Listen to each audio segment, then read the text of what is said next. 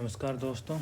तो आज हम शुरू करते हैं हमारी वोकेबलरी की क्लास को। ये वोकेबलरी फ्री बैच है और ये डे 4 है। इसका मतलब कि ये क्लास 4th है। इससे पहले हम जो है 3 क्लास कर चुके हैं। और आज की क्लास शुरू करने से पहले मैं आपको एक बात बता दूं कि हम डेली के 5 वर्ड्स लर्न करते हैं। डेली के 5 वर्ड्स जिसमें एंटोनिम्स और सिनोनिम्स दोनों होते हैं। तो लगभग एक वर्ड में एंटोनिम सिनोनिम्स मिला के ये लगभग 6 से 7 वर्ड्स बन जाते हैं। 6 से 7 वर्ड्स। अगर हम डेली के 5 वर्ड्स की बात करें तो हम लगभग 30 to 35 वर्ड्स डेली के याद कर लेते हैं। इससे पहले हम 3 क्लास कर चुके हैं। हमारी 3 क्लास हो चुकी हैं जिसमें हम डेली के 5 वर्ड्स याद कर रहे हैं। तो 5 वर्ड्स का मतलब है डेली के लगभग 30 से 35 वर्ड हम याद कर रहे हैं। और दोस्तों एक बात और बता दें कि ये हमारे जो वर्ड्स हैं ये एक सेट के हिसाब से हैं। एक सेट में 20 वर्ड्स होते हैं। एक सेट में 20 वर्ड्स होते हैं। इन 20 वर्ड्स में से हर वर्ड का एंटोनिम्स होता है, उसके साथ में सिनोनिम्स होता है। एक अब हम 15 वर्ड्स याद कर चुके हैं और 5 वर्ड आज होंगे जो हमारा ये 4th क्लास है इसमें। अब ये 20 वर्ड होने के बाद मतलब एक सेट होने के बाद हम इसका रिवीजन करेंगे। इसके रिवीजन में हम जो 20 के 20 वर्ड्स हैं उनको रिवाइज करेंगे। एक बार पूरे सेट को रिवाइज करेंगे। हम पहले 3 क्लास में 15 वर्ड्स याद कर चुके हैं। आज की क्लास में हम 5 वर्ड याद करेंगे। अगर आपने पिछली क्लासेस नहीं देखी हैं, पिछले वर्ड्स जो हैं वो लर्न नहीं किए हैं, तो आप हमारी जो प्रीवियस क्लास हैं जिसमें हमने वर्ड डाले हुए हैं उनको देख सकते हैं। इसके अलावा आप हमारे टेलीग्राम चैनल को सब्सक्राइब करिए, टेलीग्राम से जुड़िए। टेलीग्राम का जो चैनल है उस पर ज्वाइन कीजिए। वहाँ पे इन वर्ड्स की जो है PDF बना के दी हुई है। जैसे हम यहाँ याद कराते हैं ऐसे वहाँ PDF दी हुई है। उस PDF में आप याद कर सकते हैं। टेलीग्राम ग्रुप का लिंक चैनल उसमें वीडियो के डिस्क्रिप्शन में मिल जाएगा, आपको वहाँ से ज्वाइन कीजिएगा। तो आज की क्लास हम शुरू करते हैं। तो आज हम ये वर्ड्स याद करेंगे दोस्तों। देखिए आज के हमारे, देखो मैंने कहा था ना एक सेट में कितने वर्ड होते हैं 20। अब देखिए हम आज ये 20 वर्ड्स कंप्लीट हो जाएंगे। कल के सेट से हम फिर से 1 से शुरू करेंगे और 1 से फिर 20 पे जाएंगे, फिर पूरा एक सेट क्लियर करेंगे, फिर उसका रिवीजन करेंगे। तो एक सेट करने में हमको 5 दिन लगेंगे। लेकिन आप ये देखिए 5 दिन में हम बहुत सारे वर्ड याद कर लेंगे। एक वर्ड जो होता है, एक वर्ड में एंटोनिम सिनोनिम्स मिला के लगभग वो 6 से 7 वर्ड होते हैं। और अगर हम 20 वर्ड्स को याद करेंगे 5 दिन में, तो 20 वर्ड्स को अगर 6 से 7 से आप करेंगे तो ये लगभग 140 to 150 वर्ड्स होंगे। मतलब आप 5 दिन में, आप देखिए 5 दिन में आप लगभग 150 वर्ड्स याद कर चुके होंगे। तो ये इसका फ़ायदा होगा। और हम एक ट्रिक से याद करते हैं तो जल्दी याद हो जाएंगे। और आज के वर्ड आप देख सकते हैं। देखिए आज 16 नंबर वर्ड है फ्लैगमेटिक, 17 नंबर वर्ड है म्यूनिफिसेंट, 18 नंबर है अबेंडन, 19 वर्ड है एडामेंट और 20 वर्ड है एब्सर्ड। अब हम इनको एक एक वर्ड को याद करेंगे और ट्रिक से याद करेंगे एक एक वर्ड को। तो देखिए आज का हमारा फर्स्ट वर्ड है फ्लैगमेटिक। आप देखिए फ्लैगमेटिक का मतलब क्या होता है? नॉट इजीली एक्साइटेड और इमोशनल। मतलब जो जल्दी से एक्साइट नहीं होता, जिसमें जल्दी से इमोशनल्स नहीं आता, जो जल्दी से इमोशंस में नहीं बहता, जो कहते हैं ना भावना में नहीं बह रहा, वो वाली बात हो जाती है। इसका मतलब काम कूल, अर्थात जो शांत रहता है, जो बिल्कुल शांत रहता है, जो कूल रहता है। जैसे कूल से हमको सबको याद आता है महेंद्र सिंह धोनी, बिल्कुल कूल रहते हैं। तो इसका मतलब वही है कि जो MSD है वो फ्लैगमेटिक है। आप याद कर सकते हैं इसको ऐसे कि MSD जो है वो फ्लैगमेटिक हैं। तो ये क्या हो जाएगा? कूल है वो आवेगहीन है, शांतित है। अब इसका देखिए जो लिंकिंग स्टेटमेंट, उससे क्या याद कर सकते हैं कि आडवाणी जी का फ्लैग मिट गया और फिर भी वो कूल है। आप इसको ऐसे याद कर सकते हैं, या जो मैंने ये तरीका बताया आप इसको ऐसे याद कर सकते हैं कि महेंद्र सिंह धोनी है वो फ्लैगमेटिक है, वो बिल्कुल कूल है, बिल्कुल काम रहते हैं, बिल्कुल भी एक्साइटेड नहीं होते हैं। आज के सिनोनिम्स की बात करें, देखिए अनइमोशनल सबसे पहला वर्ड है इसका अनइमोशनल,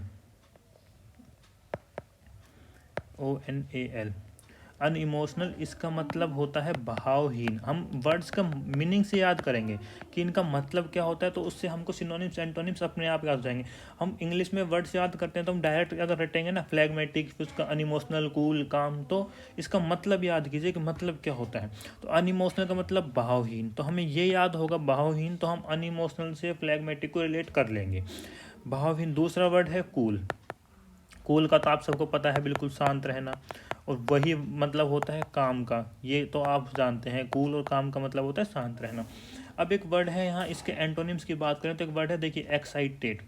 एक्साइटेड का मतलब होता है उत्तेजित, कि कोई कितना ज़्यादा उत्तेजित होता है किसी भी चीज़ के ऊपर, उसको गुस्सा आ रहा है या कोई भी है, उसमें आवेग बहुत ज़्यादा है, तो इसका मतलब होता है एक्साइटेड। दूसरा देखिए अपसेट। अपसेट का मतलब होता है परेशान होना। तो परेशान जो है तो वो कूल तो रह नहीं पाएगा। अगर आप परेशान हैं, आपको कोई दिक्कत आ रही है, तो आप कूल तो रह नहीं पाएंगे। तो इसका मतलब क्या हुआ कि आप फ्लैगमेटिक नहीं हैं। तो इस फ्लैगमेटिक क्या होता है, कूल होना, काम होना। तो इसका एंटोनिम्स क्या हो जाएगा, अपसेट। देखिए एक वर्ड है होट। होट से इसको उस वे में ना लेके जाइए। होट का एक मतलब होता है क्रोधी, जहाँ हम इसका यूज़ कर रहे हैं यहाँ इसका मतलब है क्रोधी। ये देखिए होट का ये मतलब भी होता है। तो इसका मतलब क्या है कि उसमें बहुत ज़्यादा गुस्सा है, तो उसको बहुत ज़्यादा गुस्सा आता है, तो इस वजह से ये फ्लैगमेटिक का एंटोनिम्स हो गया। अब दोबारा हम इस वर्ड को देखते हैं, फ्लैगमेटिक। फ्लैगमेटिक के सिनोनिम्स की बात करें तो सिनोनिम्स की बात करें तो अनइमोशनल, उसके बाद दूसरा कूल, हम फिर पढ़ा हमने काम। एंटोनिम्स की बात करें तो एक्साइटेड, अपसेट, हॉट। ठीक है, नेक्स्ट वर्ड की तरफ चलते हैं, म्यूनिफिसेंट। अब देखिए ये वर्ड है म्यूनिफिसेंट। अब इसका मतलब क्या है, वेरी जेनरस विद मनी। अर्थात इसका मतलब हमें पैसों में लेना है, कि अगर कोई भी कितना उदार है, कितना दानवीर है, ये हम हिंदी में इसकी बात करें तो इसका ये मतलब होता है कि उदार है, दानवीर है, इसका मतलब ये हुआ, तो वो है म्यूनिफिसेंट। क्या मतलब है इनका, कि वो है म्यूनिफिसेंट, MUNIFICENT। हमें स्पेलिंग भी याद रखनी है, ये भी एग्जाम में पूछी जाती है, आपको पता है वर्ड्स एरर में पूछी जाती है, स्पेलिंग एरर में, तो ये स्पेलिंग भी याद रखनी है। अब म्यूनिफिसेंट को याद कैसे कर सकते हैं, कि जो मुन्नी होती है वो फीस देने में म्यूनिफिसेंट होती है, कि फ़ीस देने में वो बहुत ज़्यादा, म्यूनिफिसेंट का मतलब उदार, कि फ़ीस देने में वो बहुत ज़्यादा उदार होती है, कि मुन्नी जो है वो फ़ीस देने में म्यूनिफिसेंट होती है। अब इसके सिनोनिम्स की बात करें तो सिनोनिम्स इसका देखिए, ये है जेनरस। आप ये वर्ड देख सकते हैं, सिनोनिम्स का पहला वर्ड क्या है, GENEROUS। इसका मतलब क्या होता है, उदार। इसका मतलब सेम जेनरस का, म्यूनिफिसेंट का एक मतलब है कि उदार, क्योंकि सिनोनिम्स हैं तो मीनिंग तो इनका सेम होगा ही। तो इसका क्या है कि आप जो है मनी में, पैसे में कितने ज़्यादा उदार हैं। दूसरा एक वर्ड है बेनिवलेंट। देखिए बोलने का इसका तरीका है बेनिवलेंट, ये वो है लेकिन बेनिवलेंट बोलता है ये। देखिए वर्ड बेनिवलेंट, इसका मतलब क्या होता है, इसका मतलब होता है परोपकारी। आप हिंदी में याद कीजिए तो आपको जल्दी, क्योंकि हम इंडियन हैं तो हमारी मदर टंग हिंदी है, तो हमको हिंदी में जल्दी याद होता है। तो आप ये वर्ड याद कीजिए, परोपकारी। परोपकारी का मतलब बेनिवलेंट। बेनिवलेंट को अगर हिंदी में याद करेंगे तो परोपकारी, तो इससे हमको याद रहेगा। अगर हम सीधा बेनिवलेंट रटेंगे बिना उसका मीनिंग जाने, तो ये हमारे सिनोनिम्स में याद नहीं रह पाएगा। तो इसका मतलब क्या है, बेनिवलेंट। बेनिवलेंट क्या होता है, परोपकारी, जो दूसरों पे बहुत ज़्यादा उपकार करते हैं, जो दूसरों पे एहसान करते हैं, वो होता है बेनिवलेंट, अर्थात परोपकारी। एक तीसरा वर्ड है इसमें चैरिटेबल। देखिए चैरिटेबल, CHARITABLE, ये स्पेलिंग भी हमें याद रखनी है। चैरिटेबल का मतलब होता है दानशील, जो बहुत ज़्यादा दान करते हैं। जैसे हमको इससे याद आता है महाभारत में जो थे अंगराज कर्ण, जिन्होंने सबसे ज़्यादा दान किया था।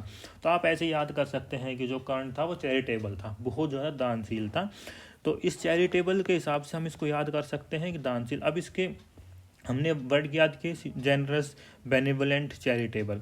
अब इसके देखो, इसके अगर हम एंटोनिम्स की बात करें तो जो दान करता है, जो परोपकार करता है, जो बहुत उदार दिल का है, तो इसको उसका अपोजिट क्या होगा, कंजूस। इस तरह से तो हम निकालेंगे कि बहुत ज़्यादा कंजूस है, मक्खी चूस है, मतलब लालची भी है।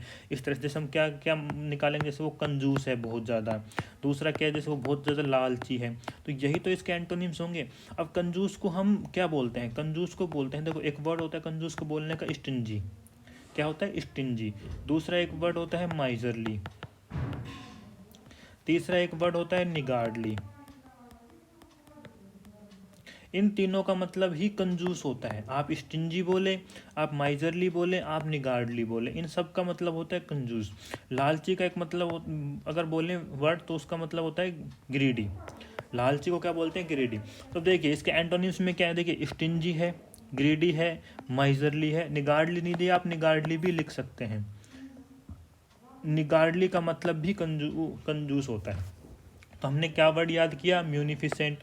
म्यूनिफिसेंट के सिनोनिम्स हमने क्या देखें? एक है जेनरस। जेनरस का मतलब हमने देखा उदार। बेनिवलेंट। बेनिवलेंट का मतलब देखा परोपकारी। फिर आता है चैरिटेबल। चैरिटेबल का मतलब देखा दानशील।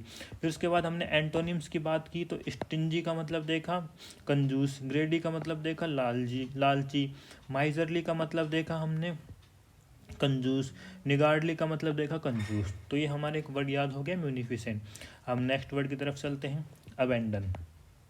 अब वर्ड है अबेंडन। इसका जो मतलब है वो है to live a place, thing और पर्सन यूजुअली फॉर एवर, कि हमेशा के लिए किसी भी प्लेस का, किसी भी थिंग का या किसी भी पर्सन का आप उसका त्याग कर देते हैं, आप उसको छोड़ देते हैं, आप उसके साथ नहीं हैं, साथ नहीं हैं। तो इसका मतलब होता है अबेंडन, कि किसी का त्याग करना। अब इसको हम याद कैसे करेंगे कि अब आप सारे बंधन को अबेंडन करो और मेरे साथ चलो।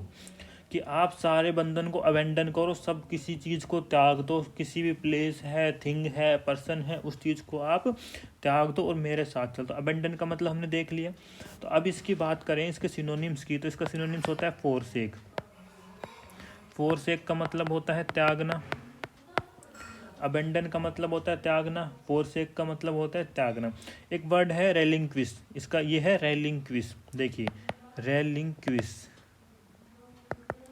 रेलिंक्विश। रेलिंक्विश का जो मतलब होता है ये होता है अलग करना, कि आप किसी चीज़ को अलग कर रहे हैं, आप किसी चीज़ को छोड़ रहे हैं, या आप किसी चीज़ को खुद से अलग कर रहे हैं। वो कुछ भी हो सकता है, वो एक प्लेस भी हो सकता है, वो एक थिंग भी हो सकता है, पर्सन भी हो सकता है, वो कुछ भी हो सकता है जिसे आप अलग कर रहे हैं। तो इसका मतलब होता है रेलिंक्विश। एक वर्ड होता है रिनाउंस। रिनाउंस, एक अनाउंस सुना होगा आपने, अनाउंस होता है घोषणा करना, ये है रिनाउंस। रिनाउंस का मतलब होता है किसी चीज़ को दूर करना, कि हम किसी चीज़ को अपने से दूर कर रहे हैं। इनके मीनिंग सेम आएंगे क्योंकि सिनोनिम्स हैं, तो मतलब इनके सेम होंगे। देखिए हमने क्या याद किया? फोरसेक। फोरसेक का मतलब त्यागना। दूसरा हमने रेलिंक्विश याद किया। रेलिंक्विश का मतलब होता है अलग करना। फिर हमने याद किया रिनाउंस। रिनाउंस का मतलब होता है दूर करना। तो इनके मीनिंग के हिसाब से हम इनको इजीली याद कर सकते हैं कि अबेंडन है, अबेंडन का फोरसेक, रिलेंक्विश, रिनाउंस, इन सब का मतलब होता है त्याग करना, छोड़ना, खुद से अलग करना। अगर हम इसके एंटोनिम्स की बात करेंगे तो इसका मतलब क्या होगा? अपनाना, कि किसी चीज़ को हम अपना रहे हैं, या हम किसी चीज़ के साथ हैं, या हम उसका सहयोग कर रहे हैं। तो ये इसके क्या हो जाएंगे? एंटोनिम्स हो जाएंगे। क्या हम किसी चीज़ को स्वीकार कर रहे हैं, कि हम किसी चीज़ को स्वीकार कर रहे हैं। भाई हमने छोड़ दी है चीज़ को तो हम उसको स्वीकार करेंगे, तो ये सब इसका एंटोनिम्स ही तो हो जाएगा। अब आप देखिए, जो हम अपनाना की बात करते हैं, किसी चीज़ को हम अपना रहे हैं, अपने पास ले रहे हैं, तो इसको बोलते हैं एडोप्ट। एडोप्ट का वैसे मतलब तो होता है गोद लेना, लेकिन यहाँ हम इसको इस वे में भी ले सकते हैं अपनाना, कि हम किसी चीज़ को अडोप्ट कर रहे हैं, गोद ले रहे हैं, तो इसका मतलब हमने उस चीज़ को लिया है, हमने उसको परित्याग नहीं किया, हमने उसको फोरसेक नहीं किया, हमने अडोप्ट किया है। दूसरा क्या होता है? हम बात कर रहे हैं सपोर्ट की। सपोर्ट है, साथ है, सहयोग है, तो इसका मतलब सहयोग का मतलब होता है सपोर्ट। आप यहाँ देखें तो सहयोग का मतलब सपोर्ट भी होता है। इसके जो इंग्लिश की बात करें तो इसका मतलब होता है सपोर्ट। आप स्वीकार की बात करें तो स्वीकार का मतलब होता है अलाउ। देखिए अडोप्ट गोद लेना, सपोर्ट सहयोग करना, अलाउ स्वीकार करना। एक वर्ड रहेगा रिटेन। रिटेन का मतलब होता है बनाए रखना। देखिए रिटेन, बनाए रखना। अगर आप किसी चीज़ को अबेंडन नहीं कर रहे हैं, आप उस चीज़ को रिलिंक्विश नहीं कर रहे हैं, तो आप उस चीज़ को अपने पास रख रहे हैं। अपने पास रख रहे हैं तो आप उसको बना के रख रहे हैं, तो बना के रखने का मतलब होता है रिटेन करना। तो हमने क्या वर्ड याद किया? अबेंडन। अबेंडन के सिनोनिम्स क्या याद किए? Forsake, relinquish, renounce. फिर हमने क्या याद किया? अडोप्ट, इसके एंटोनिम्स में अडोप्ट, सपोर्ट, अलाउ, रिटेन, ये हमने वर्ड याद किए हैं। अगर आपको इनकी PDF में चाहिए ये वर्ड्स तो आप टेलीग्राम चैनल को ज्वाइन कीजिए, मैं उसका लिंक डिस्क्रिप्शन में दे दूंगा। नेक्स्ट वर्ड की हम बात करते हैं। नेक्स्ट वर्ड है अडामेंट। देखिए वर्ड क्या है अडामेंट। अडामेंट से कुछ कुछ लग रहा होगा ना कि ये अड़ने वाला होगा बहुत ज़्यादा, नाम ही ऐसा है इसका अडामेंट कि वो मैन है वो बहुत ज़्यादा अड़ने वाला है। अड़ने वाले को हम क्या बोलते हैं, जिद्दी है, अठी है, अटल है, इस तरह से बोलते हैं। देखिए इम्पॉसिबल टू परस्यूड और unwilling to change an opinion और डिसीजन, कि किसी भी आदमी की जो उसकी जो इच्छा है, उसका जो डिसीजन है, उसको हम चेंज नहीं कर सकते, कि उसको हम चेंज नहीं कर पा रहे हैं, उसको बदलना असंभव है। तो इसका देख लिंकिंग स्टेटमेंट देखें तो एडामैन ही एडामेंट होता है। देखो इसको आप लिंकिंग स्टेटमेंट की जरूरत भी नहीं है, वर्ड से ही क्लियर हो जाता है एडामेंट कि जो है वो अड़ने वाला आदमी है। एडामेंट अड़ने वाला, ठीक है। अब इसकी हम बात करें इसकी सिनोनिम्स की। देखिए वर्ड है डिटरमाइंड। हम सबसे पहले बात करते हैं डिटरमाइंड की। डिटरमाइंड का मतलब आपको हम बता दें, इसका मतलब होता है निर्धारित। आप इनके मीनिंग से याद कीजिए।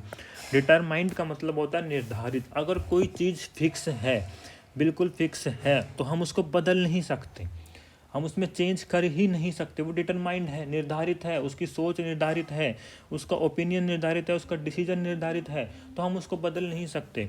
तो इसका सिनोनिम्स एक होता है कि डिटरमाइंड, निर्धारित। दूसरा वर्ड होता है रिसोल्यूट। देखिए ये क्या है रिसोल्यूट, RESOLUTE, रिसोल्यूट। हमको इनकी स्पेलिंग भी याद होनी चाहिए। रिसोल्यूट का मतलब होता है दृढ़। ये एक जैसे वर्ड है दृढ़। दृढ़ का मतलब क्या होता है, हम कहते हैं ना हमारा इरादा बिल्कुल दृढ़ है, बिल्कुल पक्का है।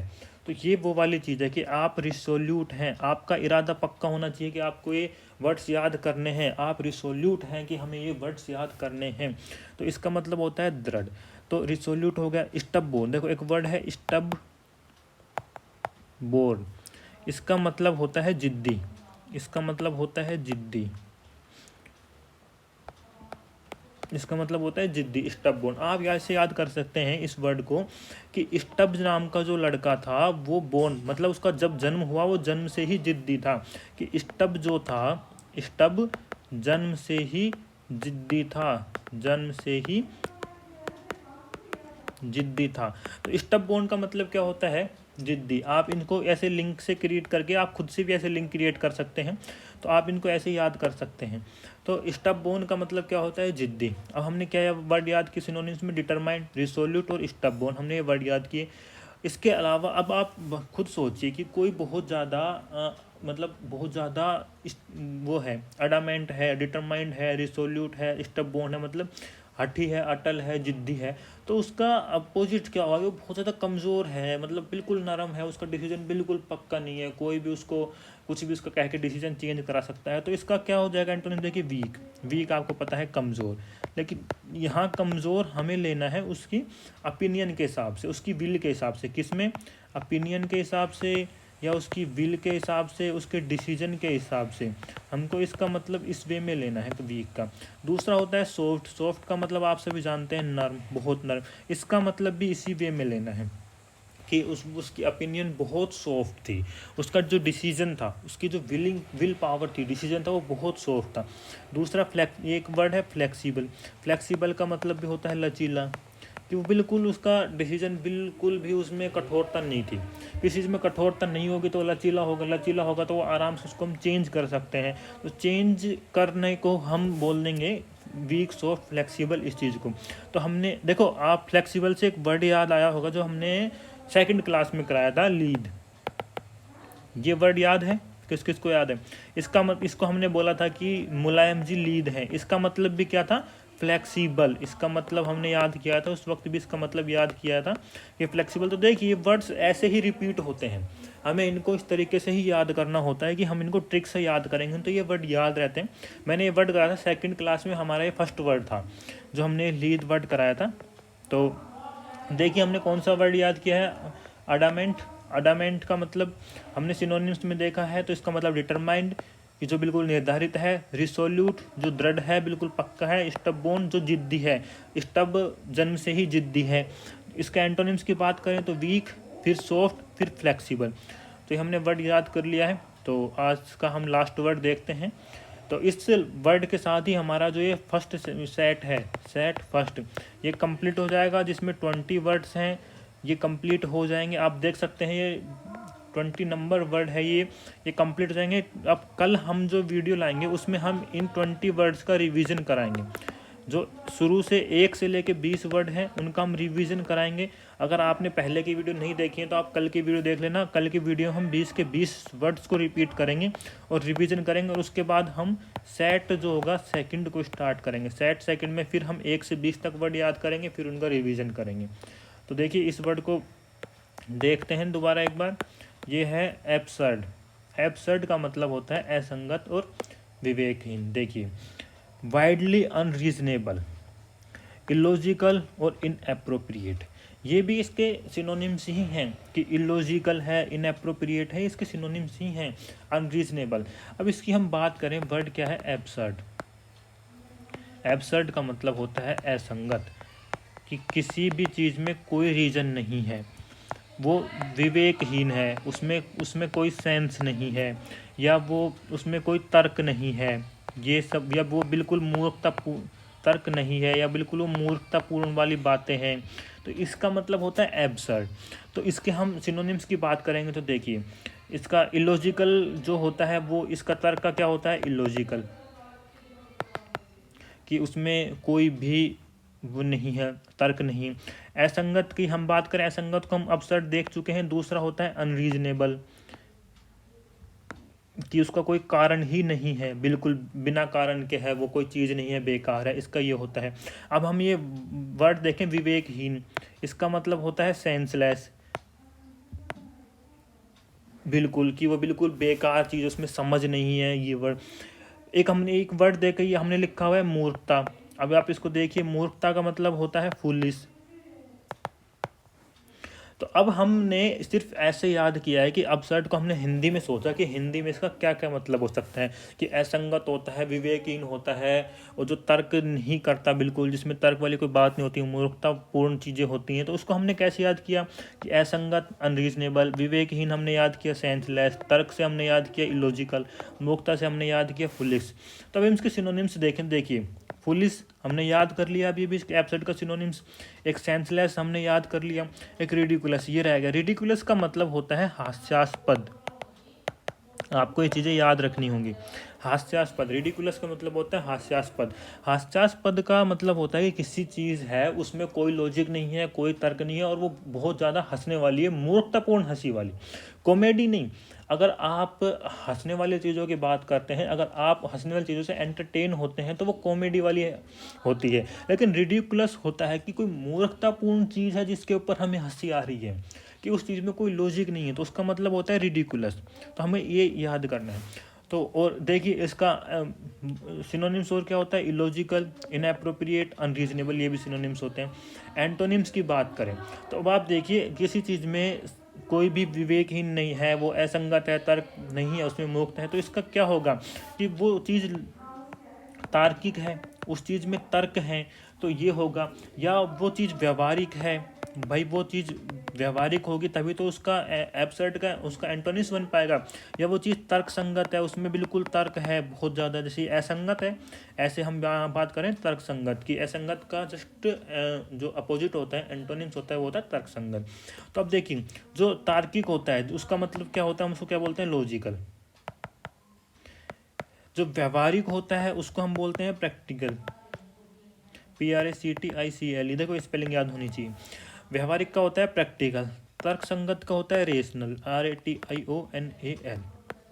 अब देखिए, हमने इसका वर्ड एंटोनिम्स याद किए हैं, तो देखिए यहाँ एंटोनिम्स लिखे हुए हैं। लॉजिकल, लॉजिकल हमने याद किया, लॉजिकल तार्किक। प्रैक्टिकल हमने याद किया, व्यवहारिक। रेशनल हमने याद किया, तर्क संगम। तो ये वर्ड्स हमको इस तरीके से याद करने हैं। तो हमने कौन कौन से वर्ड आज वर्ड याद किया है, एक एब्सर्ड। एब्सर्ड का सिनोनिम्स क्या होता है, फुलिश, सेंसलेस, रिडिकुलस। देखो, फुलिश, सेंसलेस, रिडिकुलस। एंटोनिम्स की बात की, लॉजिकल, प्रैक्टिकल, रेशनल।